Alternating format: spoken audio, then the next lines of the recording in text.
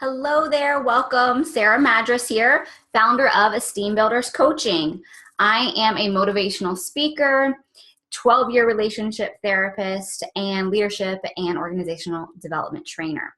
So my mission is to inspire community connection and belonging by empowering others with skills for a better way to live, work, and love more deeply, fully, and truthfully. So today I'm going to be talking to you about marriage and how to love more deeply.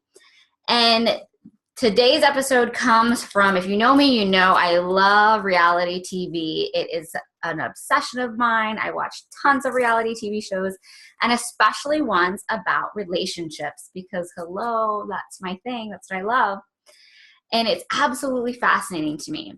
And on a recent episode of the show Married at First Sight, one of the participants, his name is Ryan, he was saying what his vision of marriage was.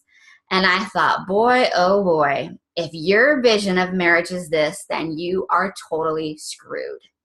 So he said that his vision of marriage is someone I'm happy coming home to. That's great and wonderful on paper, but in the real world in life, that's just setting yourself up for unrealistic expectations, because there are going to be days when you are not happy coming home to that person, when you dread coming home because you've been fighting or you're having a stressful day and you're like, oh, I don't want to have to come home and do with dinner and bath time and bedtime and things like that. So there's days when you're not going to be happy in the marriage. Like, that's just factual, because marriage isn't all roses and sunshine every day. So if that is your perception of what marriage is, then I'm here to help give you a dose of reality and let you know that just because you're not happy every day coming home to that person doesn't mean your marriage sucks. It just means that your perception is a little off base, that your expectations are unrealistic, okay? So let me give you an example. Today is actually my 9-year wedding anniversary to my amazing husband. And yesterday we got into an argument. And so we could have allowed that argument to fester and just sit there and ruin our anniversary, or we could have chose to use the skills that we have and work through it and resolve it. Now, when he was driving home yesterday, do you think that he was happy to come home and see me yesterday? Or do you think he was like, oh, great, now I get to come home and we get to resolve this conflict? Okay. Or in an ideal world, when he was coming down the driveway, I would have been skipping out like, yay, I'm so happy to see you, honey. But we had just gotten into an argument, and so we weren't happy at that exact moment.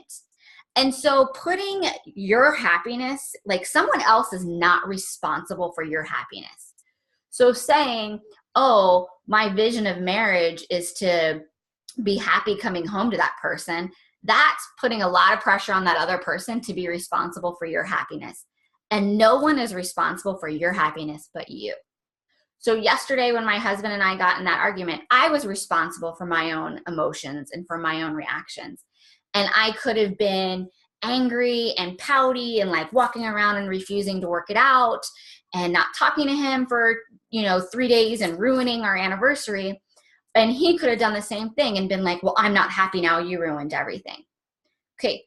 No, we're adults. And so I am responsible for my happiness. I am responsible for saying, this was my role in the argument. This is what I'm willing to own. Okay. So no one else is responsible for your happiness. So if you're looking to your spouse to make you happy, then you're setting yourself and your spouse up for failure, because they are not mind readers. They don't know, on one moment what mood you're in or how you're emotions flip on a dime. And so you can be happy one second, annoyed another second, joyful another second, frustrated another second. But someone else is not responsible for your happiness. Yes, can they influence it and contribute to it by the nice, kind things that they do? 100%. Can they influence it and contribute to it by the kind actions and the connections, the habits for connection that they do, or being sweet and things, and how you admire them, yes, 100%. But if you're saying, oh, if I'm not happy in my relationship, then it's the other person's fault. If I'm not happy to come home with them, then my relationship sucks. Then you're going to get, you're going to break up and jump from relationship to relationship. Okay. You generate your emotions. You are the one who can create your emotions, and no one else can create that for you. So if you've ever dealt with depression, then you know this to be true. Because if you're feeling depressed, no matter how nice your spouse is to you, no matter if they bring you breakfast in bed and they're so sweet and they, massage your feet and they put on your favorite show and they tell you, don't worry, I know you're feeling depressed today. No matter how nice they are, you can still be feeling depressed. And it's because you can generate your own emotions inside of you, okay? So remember that. Your marriage, okay, my marriage sucks because I'm not happy all the time. Wrong, erroneous, okay? Your marriage doesn't suck just because you're not happy all the time. Maybe your marriage is sucking because you guys, like you and your partner are human and you make mistakes. And in that moment, you're not happy. In that moment, you're disappointed or sad or angry and frustrated, okay? But it doesn't mean that your marriage sucks. It just means that that's an area of growth and like that you can stretch your skills and work on it, okay? So if you don't know a better way to fix it, then it is going to continue. So that's what I mean about relationship skills, is all the stuff, like we are not taught how to handle conflict in school. We're not taught, they don't give us classes, unless you go out and find them, of, hey, this is how to be successful at marriages, which is why we have to learn these skills. We have to learn how to generate happiness and love and admiration and fondness from ourselves, okay? So your marriage sucks because you and your partner are human, and humans who make mistakes and don't know how to do better. They don't know how to fix it and don't know how to communicate yet, don't know how to be vulnerable yet, and don't know how to show love yet.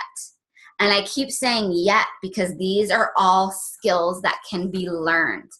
And I know that because I learned them myself by taking classes, by doing, 12 years as a therapist and practicing these skills with clients, doing this in my own marriage, going to workshops myself and learning these important skills. So just like I learned them, just like my husband learned them, you can learn them too.